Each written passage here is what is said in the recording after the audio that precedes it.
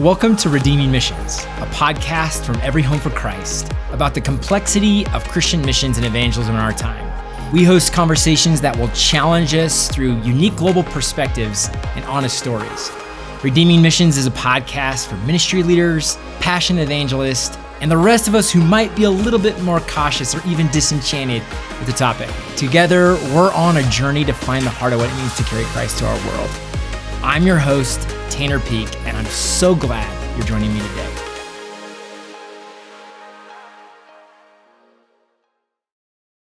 Hey everybody, I'm introducing a podcast, something a little bit different than maybe what you're used to on this podcast. Usually my job is to be tour guide on the missional conversation. I'm asking questions of our guest, but today you're gonna hear actually a message I shared here at Every Home for Christ, specifically on remembering the forgotten, even in the midst of this Christmas season. So as you hear this, I hope this blesses you, edifies you. Hopefully you'll enjoy hearing a little something different on this podcast. So enjoy. This Christmas season, you could be part of carrying the love of Jesus, the greatest gift to isolated mountain villages, tiny remote islands, and nations torn by war and disaster. At Every Home for Christ, we train and equip local believers in 155 nations to carry the good news to their community. For every dollar you give, an average of 10 people encounter the love of Jesus. Be a part of a miracle this season as you help carry Christ's love to everyone, everywhere. To learn more and partner with Every Home for Christ, go to everyhome.org/Christmas. That's everyhome.org/Christmas. We've clearly turned the corner into the Christmas season, or we're out of that Thanksgiving time. I don't know about you guys, but my weekend was full of Christmas festivities. I spent probably 20 minutes this morning just talking about Christmas movies alone. So it's a time and it's a season where, our minds get occupied with all of the sentiment surrounding Christmas, all of the tradition surrounding Christmas. So maybe this weekend you started your traditions. Maybe you're putting up Christmas trees. I was thinking this morning, one of the earliest conflicts in Beth and I's marriage, and persistent conflict, not like a little conflict, like persistent conflict, was about this time of year. It came down to Christmas trees. And I was like, especially early on in marriage, I was like anti-Christmas tree for all the right reasons, you guys. I was right. I was out of principle. I didn't want mixture, in my holidays. And Beth, we're a young couple. She's like, what kind of Scrooge did I marry? Who is this guy? And, I've come a long ways. I'd say that, I've come a long ways. We've always had a Christmas tree. I've never won that argument, for the record. I've never won it. We've always had one. In fact, just last night we went out, and as a family we went out, and it's a tradition we have. We went out and bought, ornaments for the Christmas tree so we could worship a strange foreign god other than Jesus. I'm joking. It's gotten so much better though. It truly has. I think just for you guys to understand, I think especially you staff, we are a pro Christmas tree organization. We are not an anti-Christmas tree organization. I think it's important to clarify that. That conviction of mine has not persisted here at Every Home for Christ. Gratefully, there's a Christmas tree I'm looking here to my right. So, no, it's the time of the year, your commercials, they start to become Christmas oriented, Capital One. Last night I was watching the football game, Applebee's. And so Christmas is almost like a marketing campaign in our society. It's all of the commercials begin to leverage Christmas. We have, we have kind of a giving emphasis that comes from nonprofits and from the world, secular and Christian both. It's a time of the year. It's Advent. We lit the Advent candle last night. And so this is the season that we find ourselves in, and there's a lot of sentiment around this. I realized this morning even, the one thing I don't want to do is disrupt any kind of tradition, because I just know that's dangerous. That's a dangerous place to be as a leader and as a communicator. And so my intention this morning is not to disrupt any of that, but maybe to refocus, or to focus, in addition to those traditions, to focus our heart on something that I believe is near and dear to the heart of God at this time of the year. And so the theme of what I'm going to be speaking about is carrying Christ to the forgotten. And by its very nature, this conversation is a little bit sober.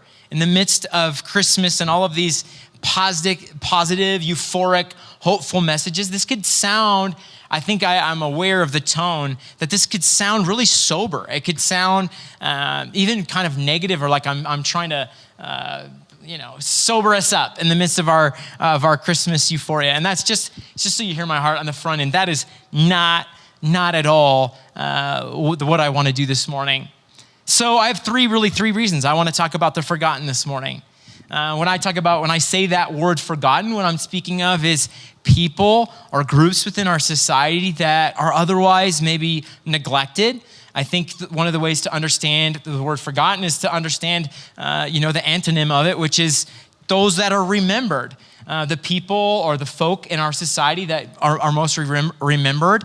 Around Christmas time, there are still groups of people in our society and around the world that are forgotten. They're neglected for a various amount of reasons. And they're, I think, at the center of God's heart. That baby in a manger, I think in so many ways, came exactly for this group of people. And yet, for various reasons, there's groups of people that are forgotten. So the first reason I want to talk about this is we can't truly appreciate, I don't believe, truly appreciate the significance of Christ's arrival without first realizing what his absence has meant to us. I think as many of you are reflecting on Advent, which is normal. There's Advent devotionals of various types, so many Advent devotionals. One thing that you will find in many Advent devotionals is a reflection on the darkness. Because in a lot of ways, this brings this contrast to what Jesus' arrival actually meant in our lives. In Matthew 4, the people dwelling in darkness have seen a great light, and those dwelling in the region of the shadow of death, on them the light has dawned. This is coming from Isaiah 9, but it's in reference to the ministry of Jesus. If you look at his life, Jesus, whether he was with the marginalized or with his disciples, he was bringing light. I think this verse has such deep imagery built into it. Those those sitting in the shadow of death, on them the light has dawned. And I think there's something to reflect on in this Christmas season on what Jesus' absence actually meant for us. What it meant for me and you as an individual, but also what it meant for all of mankind. A Christless world, and what the absence of a baby in the manger meant. And so when we talk about the forgotten, I think it's one of the ways that we reflect on that darkness. What was it like before Christ? That second reason that I have is that our world continues today, in real time and real space, continues to experience emotional and social isolation, as well as spiritual despair. In this room, I think, I know there's probably just a plethora of traditions, and there's probably a lot of good sentiment around Christmas. When you stop and close your eyes, you think of a snowy day with your Christmas tree, your family surrounded, opening up gifts for like hours or something. That's how I feel like with the Hartzell family, with my in-laws. Like my family, like Christmas happened like a week before Christmas. We opened gifts like a week before. There was no impulse control in my family. And so my mom and dad couldn't say no. My in-laws, though, it's like hours. It's like we have to slow down. We have to watch everybody open their gift. It's an act of extreme discipline for most of us, certainly all my children. But we've learned this is the way. This is the tradition, though. And I think when a lot of us think of Christmas, we have these really positive, good emotions. We think about going to Christmas Eve service and holding up the candle, and we have all of the soup and the rolls or whatever your tradition is. And I think that's beautiful. But it's also really important to understand that not everyone at this time of year is having those emotions. That there's entire groups of people that feel forgotten, that feel isolated from any kind of message of hope. And maybe they're not the people that are going probably to the church. Maybe they're sneaking in the back, but these are people that are living at homeless shelters, that are trying to stay warm. And there are groups around the world that are living in a Christless existence for a number of reasons. Maybe it's an unreached people group. Maybe it's somebody who doesn't have the resource to celebrate. And so even in this time of the year, I think it's important to be really aware that there are people still forgotten right now in our society and in our world. I pulled up some statistics. This is just a thin slice of some statistics just from the United States, just from our country. And I titled this, The Forgotten in Plain Sight. Did you know that 29% of Americans have experienced a diagnosable clinical depression in their lives? That's up 10% from 2015. I would wager in a room like this, depression has either touched a portion of this room or at least of your relatives. 30%, almost it's like 1 out of 3-ish people in our society during Christmas time is experiencing diagnosable depression. That's not something that's subjective. That's not just people being a little bit bummed out, grieving a loved one. This is a diagnosable depression. That it's a mental health disorder it's in need of compassion from us. 40 million people in the United States alone struggle with a diagnosable anxiety disorder right now. That's 18% of our country today. During Christmas, right now, there's people that are living in anxiety. Maybe that means that they feel anxious about leaving their house or having that interaction at the grocery store. 52% of Americans today say that they feel lonely. 52, that's over half. There's like 330 million or so Americans today. That's 150 million plus people in our society, the people that are going to the Christmas parades, the people that you're seeing down on the streets or at the restaurants, people that you're seeing in the world that say that their predominant experience of the world is loneliness. If you may have even heard us speak of this before, but loneliness, they say, is a pandemic in the United States. They say that this is something that is really disturbing and is new. They're realizing the health benefit, the cost in our health from loneliness. That the rate of disease goes up exponentially for those who feel lonely. One of the statistics I read not that long ago is that loneliness, chronic loneliness, like is experienced in 52% of our population, loneliness is the equivalent of smoking 13 cigarettes a day. If you remember when I was a kid, that was the big push, It was this, smoke-free environment. Smoking is bad. Smoking is going to give you cancer. So just imagine what loneliness is. It's physiologically impacting our world. 47% of our population report that their relationships with others are not meaningful. Almost half of Americans are saying they don't have meaningful relationships today. 41% of Americans say they have no best friend, and 12% say they don't have any close friends. These are, to me, are statistics that in the midst of the Christmas season can't be forgotten. These are people that we walk around with on a day-to-day basis. They're probably very likely our staff members. They're our staff around the world. They're people that we see at church. There's people that we see in our neighborhood. To me, these are alarming statistics. And like I said, this is just like thin slicing. I just focused in on one area, mental health. But I could go on and on. There's poverty in our midst. There's people who can't afford to buy the Christmas gifts. There's people in our society that are homeless. We drive by every day on the way home from work. I drive by people standing on the corner. And what does Christmas mean to somebody like that? These conditions, I want to say this, they're not to be trivialized. They're not to put down. To say, oh, just get better. If these people just thought better, they would be unlocked from the captivity that they have to their minds. No, these are diagnosable realities that are being faced in America. These are people that feel unworthy. These are people that feel unloved. These are people that feel unseen, like they don't belong. This is the condition of the United States. I'm not talking about a faraway country or some kind of communist oppression. I'm not talking about, the social or government restrictions in a predominantly Islamic country. I'm talking about the United States of America in 2023 in December during Christmas time. This is the reality. The darkness in our world is real. So when we say that the people sitting in the shadow of death, we have these people that are living right next to us. As excited as we might be about the Christmas season, about our traditions, an enormous population of our world continues to be socially and emotionally isolated, and I think even in spiritual despair. So that's my second reason that I want to bring up the conversation about the forgotten. My third reason, I skipped the wrong slide. Our third reason is that our ministry, this ministry, is a ministry that believes that every person counts. Every single individual, whether they're anxious, whether they're in depression, whether they're living in loneliness and poverty, the homeless person on the corner, the suburban mom. We believe that every person counts.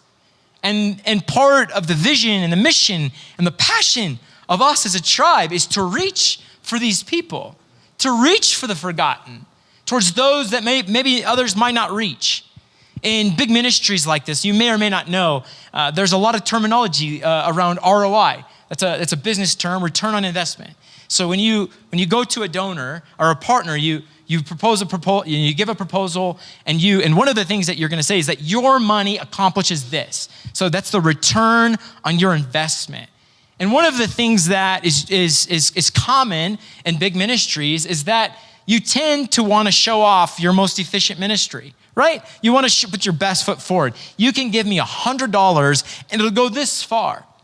Oftentimes the forgotten, the ROI is not good. Oftentimes they don't look as good on paper. It's much more difficult. You have to go slower. So there's a built-in bias against reaching those that are hard to reach in big organizations. And yet, as a ministry, this is something that we're committed to resisting. We're committed to every person, every and all, wherever they live, in the United States and around the world. And so that means by our very nature, we're reaching into places that are difficult, not just unreached people groups. That's an attractive missiological theme. But how about the groups within our own neighborhoods that are oftentimes left behind? As a tribe, we even prioritize the estranged, those ostracized in our world, and we carry the gospel to the threshold of their lives. So this is the third reason I like to talk about the forgotten right now. Because even as the world continues to celebrate in their own ways, it's important for us as a people to be inclined to be reaching forward to those who are most forgotten. So one of the things, as we reflect on Jesus as a baby in the manger, as our Advent calendars, or as maybe your quiet time with the Lord, I've spent time thinking about what does Christ's arrival into the darkness mean for these groups of people, the people that are being neglected or being left behind or don't have the same opportunities. What does Jesus's ministry as a man, what does it actually mean for us? What's the significance of this moment of Christmas? In another way, it's saying, what is the significance of Christmas? What is it that we're celebrating? So I have three pretty simple explanations. What does Jesus' arrival mean for those who are forgotten today? Whether that's suffering with a mental illness, that are lonely, that are isolated, or if that means someone who's sick, has a difficult prognosis or diagnosis with cancer right now. Or what does it mean for the family that is experiencing the first Christmas without their father, their mother, because for various reasons? What does Christ's birth mean for them at the threshold of their actual lives? I think the first is that Jesus' birth as a baby gives dignity to those who are otherwise not given dignity in society. Jesus, if you look at Jesus' life, he spent a disproportionate amount of time with the outcast. It wasn't the people, the religious community or the wealthy that Jesus tended to gravitate towards. In his life, he tended to gravitate towards the very people that I'm talking about, the suffering, those in pain, those who are often forgotten by society. If you even think about it, Jesus one of the ways he chose to reveal himself in his birth was to a group of low economic, those with low economic means, the shepherds. Shepherds in their society. This was not an affluent class. This wasn't the highest part of the economic ladder. This was the very bottom. These were nomadic people living in tents. And Jesus, angels in celebration, he arrives as a baby to the poorest of the poor. This is who Jesus was, that he didn't overlook a single group of people. They were also Gentiles. These were not predominantly Jewish people that were living in the middle of the wilderness doing what they do. The way that Jesus gave his attention in his life was radical. The way that he used his eyes, his presence, his heart to bring dignity was radical. One of the stories that came to my mind comes from Eurasia, in the ministry of Every Home for Christ. I just got an email over the course of this weekend. I get an email from this brother probably every couple months. And it's full of pictures and it's narrative. And this brother is probably one of my favorite EHC pioneer leaders. And in this particular place, the challenge is geography. That it has a very low population density and people live literally hundreds of miles apart from each other. When we think about the mission of taking the gospel or carrying Christ to every person in every place, this is one of the most challenging realities. It's not people in skyscrapers. It's actually how long it takes to drive between community to community or home to home. That people, when they don't live close together, it takes more time and more attention. But I just got an email this weekend, and it's a beautiful, set of pictures. But one of the things it shows is a map, and it's a map of this country, and it's got lines on it showing where their ministry teams are going to over the Christmas holidays. And one of the distances was over 3,000 kilometers. 3,000 kilometers. I don't know how many that is in miles. I think it's like 2,000 miles or something like that. Let's just say it's 2,000 miles.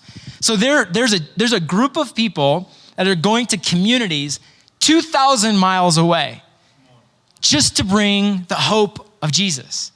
A couple years ago, the same brother sent me like a homemade video. It looked like it was on his phone or something like that. And they were out in one of these isolated communities, out in the middle of nowhere. And it's translated so I can understand it, obviously, because they don't speak the English in this country.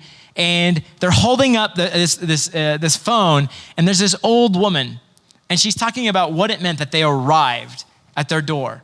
These are people that their own government neglects. These are people that are so far out, nobody's paying attention to. And this woman is just like in her kind of beautiful dialect with her wrinkly face is saying, I hope this team never leaves. I hope these people never leave my community. I hope that what they brought with them, the love and the hope, I hope that it stays in my community. This reminds me of Jesus. The way that he would go to any lengths to carry love and to carry hope. But in that, he brings dignity to people that otherwise don't experience dignity. That's the first. Jesus' arrival means dignity for the forgotten, for those who are neglected by our society. Secondly, it means hope. It means hope for those that are without hope. Jesus approached those in despair. I think that's really profound. Sometimes, I'll just speak for myself, I won't speak for you. When people are in despair or in suffering, like my EQ feels like it falls out. It's like all of a sudden I have no EQ. I don't know what to do with other people's pain. And I think that's a pretty common response. We don't know what to do with despair. And yet Jesus, when there are people with despair, and it's all over the Gospels, it's the blind, it's the woman at the well. When people are in their most hurting moments, Jesus leans in. And that's a picture of his love. Hopelessness, if you've ever experienced it, steals the glimmer of life. I don't know if you've ever experienced hopelessness. I for sure have experienced hopelessness in my life. That could be for various reasons, but that the sense that the world is just not right and there's nothing you can do about it.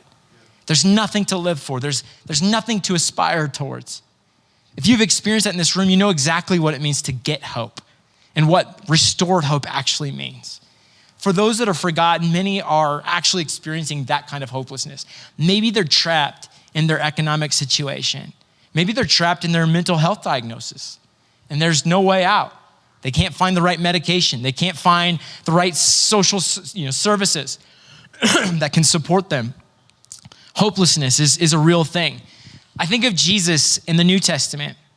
One of the groups that Jesus just radically engaged with were the lepers. I mean, we don't really have anything that I would say is like similar to lepers in our time. In fact, I think it's interesting, if you read the New Testament, it's always given its own special attention. It's like Jesus healed the sick, the infirmed, and the lepers. It was like the sickness of that time. And if you know anything about lepers, it's a dramatic disease. It's a disease that infects your body, but for various reasons, it actually affects you socially as well. And so lepers in Jesus' time were isolated, literally isolated from society, isolated from their families, isolated from the community. The only sense of belonging they had was with other people that are experiencing the same diagnosis they were. And so in the New Testament, I was thinking about how Jesus treated this ostracized, forgotten group of people, is that Jesus heals them. In one story, there's a leper, and it's like half a sentence. It says, there was a leper that came to Jesus for healing, and a whole line of lepers. So there's a community of lepers that are seeking out Jesus. They're literally looking for him. And that's even radical. And really, even according to the Old Testament law, Jesus should have avoided that very group of people. He should have gone the other direction. He should have said, no, unclean, unclean, unclean. And yet Jesus stands there and says, what do you want? And the leper says, I want to be healed. And Jesus puts his hands on a leper, which, was a risk entirely to Jesus. Jesus gets really close and personal with lepers towards those who are on the outside of society. In doing so, brings hope. It brings belonging to a group of people that otherwise had no hope. Thirdly, Jesus' arrival into the world means love for the loveless. I think this sounds like really abstract. I was thinking about this as I was preparing. Maybe as a Christian, it's hard for us to remember what feeling unlovable feels like. Feeling like I have no worth. Maybe it can be hard to remember shame. Shame is the experience of saying that there's something wrong with me. It's like the antithesis of love is shame, is I am completely, entirely unworthy. I think the tragedy of the shadow of death is that it's often a loveless place. Maybe it's the lie or the experience of the shadow of death is I'm all by myself. That's bad enough, but I'm also maybe the problem. That if you understand trauma or abuse, and oftentimes the victims of trauma and abuse, this is one of the phenomena, is there's a fracturing that happens. There's something that happens, but the consequences in the years to come, that abuse will keep recreating wave after wave of shame. The shadow of death feels loveless. One of the stories that I just heard in the last couple of weeks was a story that comes from Benin. I don't know if any of you have met our director in Every Home for Christ director in Benin. His name is Sunday. And I have a lot of different memories of Sunday, but one of my favorite memories of Sunday is this guy can just sing. It's like, I love going to some of our events in places like Africa because they don't really oftentimes designate a worship leader. It's like whoever has pipes and will stand up. And I remember one time it was just kind of chaos and there's not really a worship leader. They just have a keyboard synthesizer that just sounds really bad. And it's distorted. It's like the speakers are distorted. It doesn't sound good. And I remember one time Sunday just jumping up and just singing out and just being like, oh my goodness, these people are so gifted and so talented, for sure going to be leading us in worship before the throne. But the story comes from Benin, and Sunday oversees Benin. And one of the partnerships that we have, it's a beautiful partnership, with a ministry called Souls for Jesus. Souls for Jesus, I think they work exclusively with our ministry, and I think it's about 17, maybe 20 different nations. I can't remember. It could even be higher. And what they do is they're based here out of the United States, out of Wisconsin, and they go to the church and youth groups all over Wisconsin and around the Midwest, and they gather shoes. And they put these shoes, new shoes, beautiful shoes, they stuff them in a 40-foot container, And they ship these shoes to our EHC ministry directors around the world. And then our EHC ministry directors get the opportunity to share those shoes however they want. And she's really passionate, the founder of that. She's on our board, the founder of this ministry. She's an amazing, amazing woman. Her heart is that alongside of the gospel, that there would be this act of generosity and of care for the people that we're sharing the gospel with. And because of that, our ministry directors love this. They love the impact that these shoes have because it opens people's hearts in new and fresh ways to hearing the hope of the gospel. And so in Benin, it was Sunday's job to decide where these shoes would go.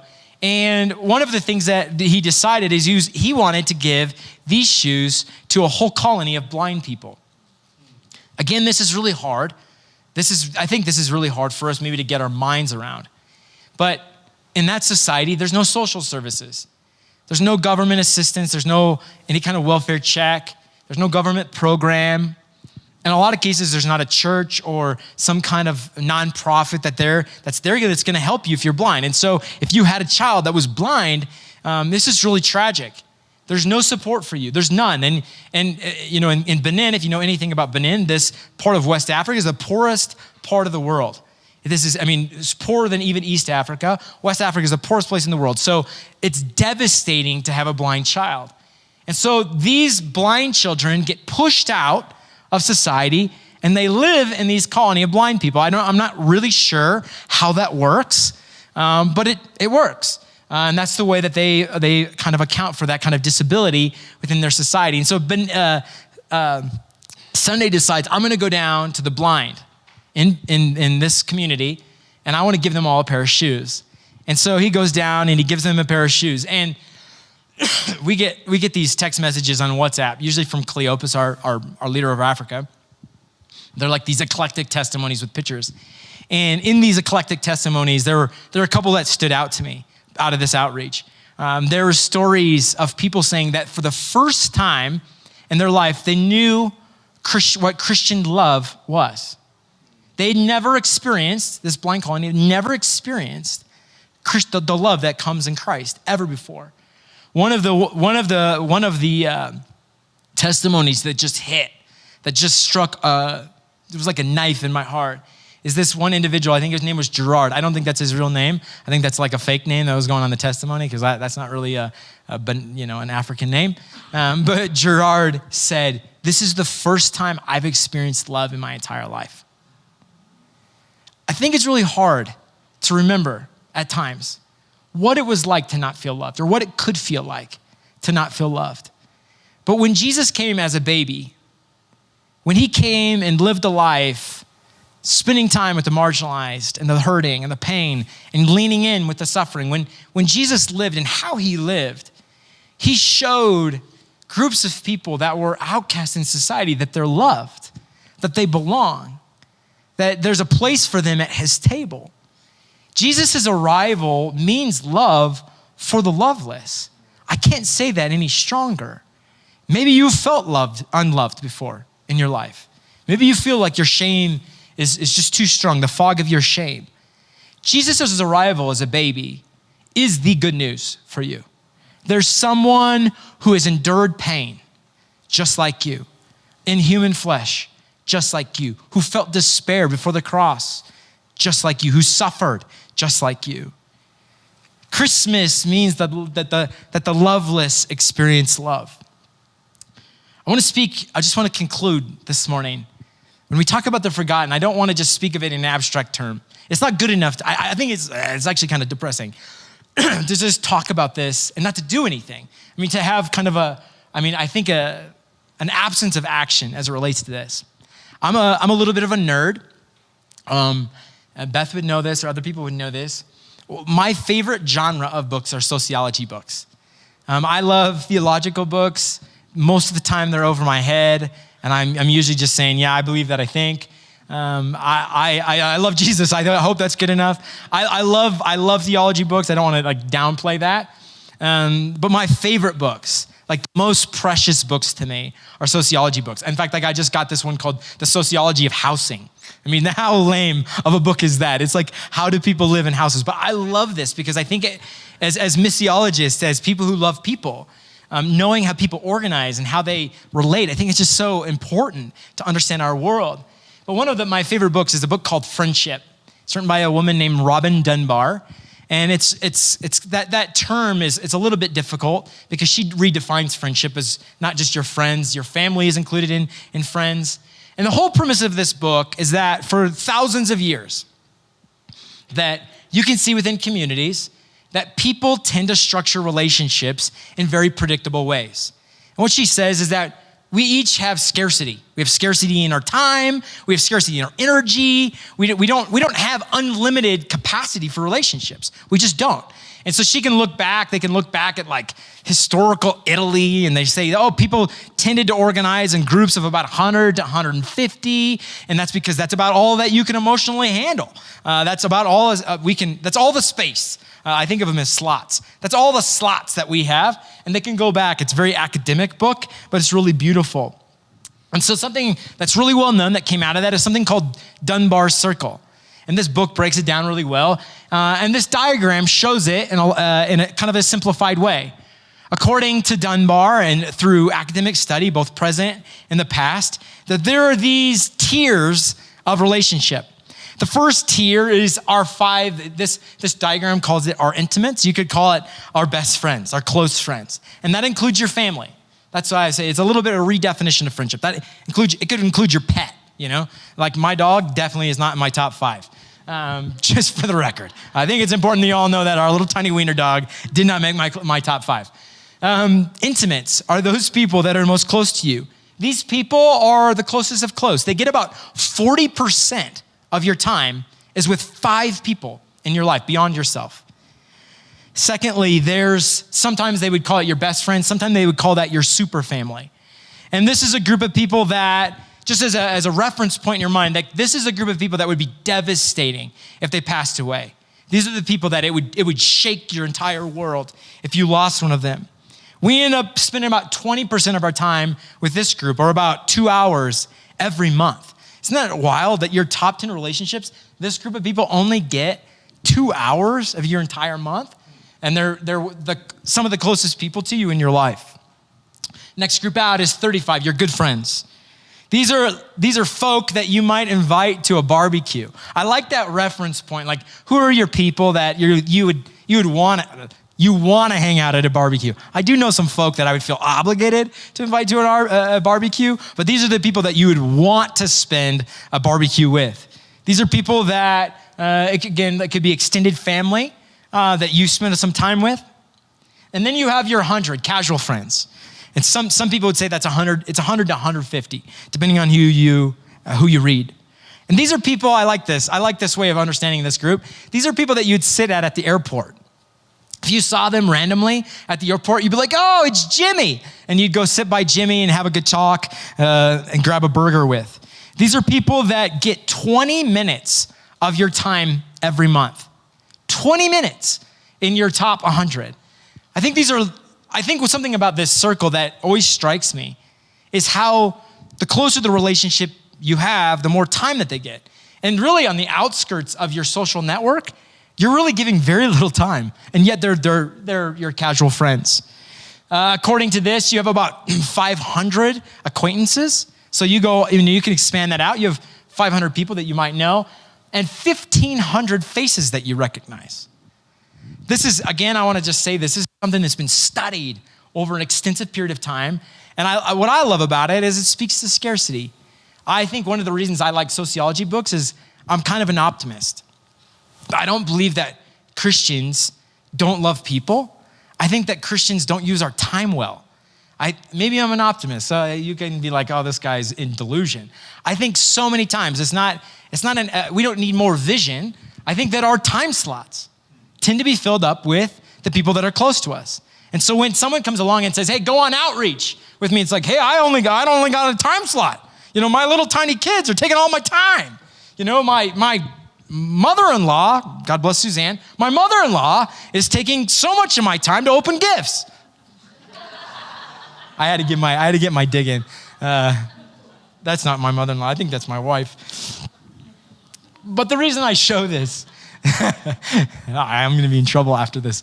The reason I show this The reason I put this on the screen in a way that you can see it, and hopefully it makes it material to you, is that the forgotten are the people that don't fit in here. They don't fit in my life.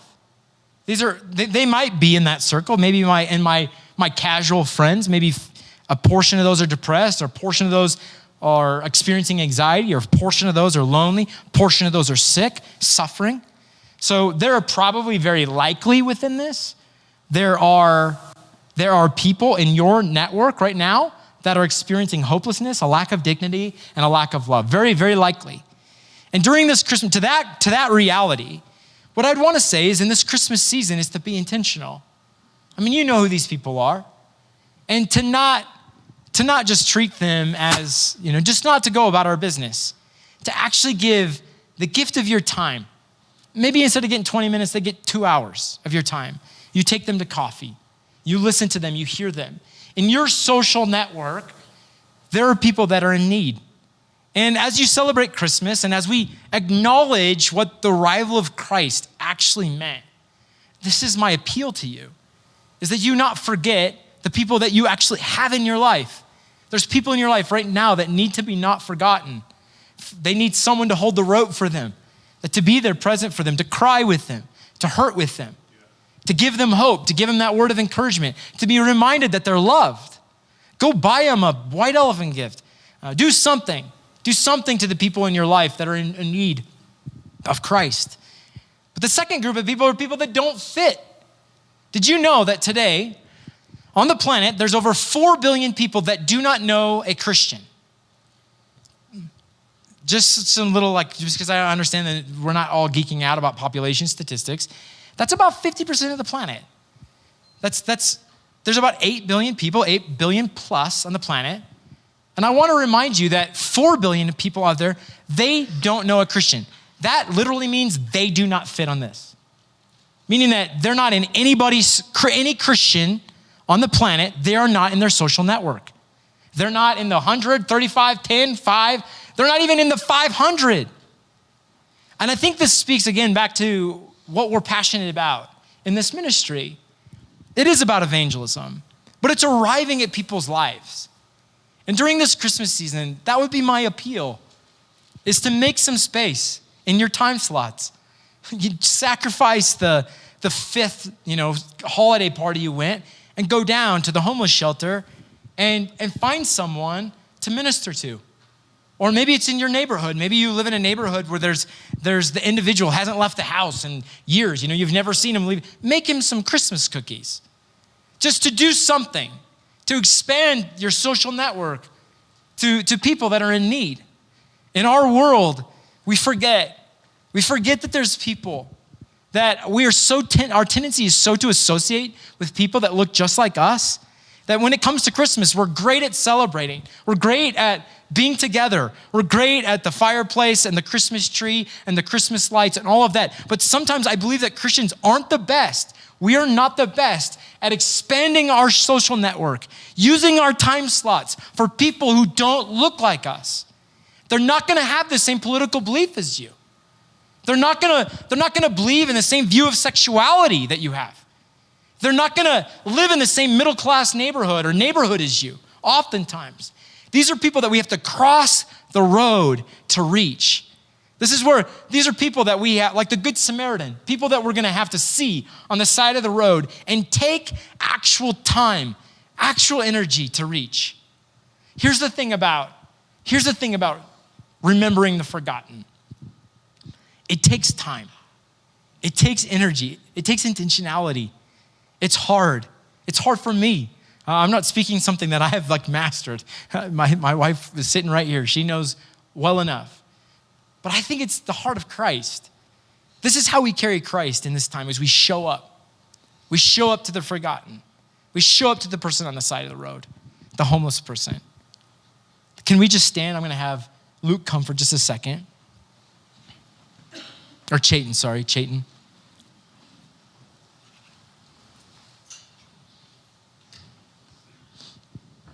John, whomever.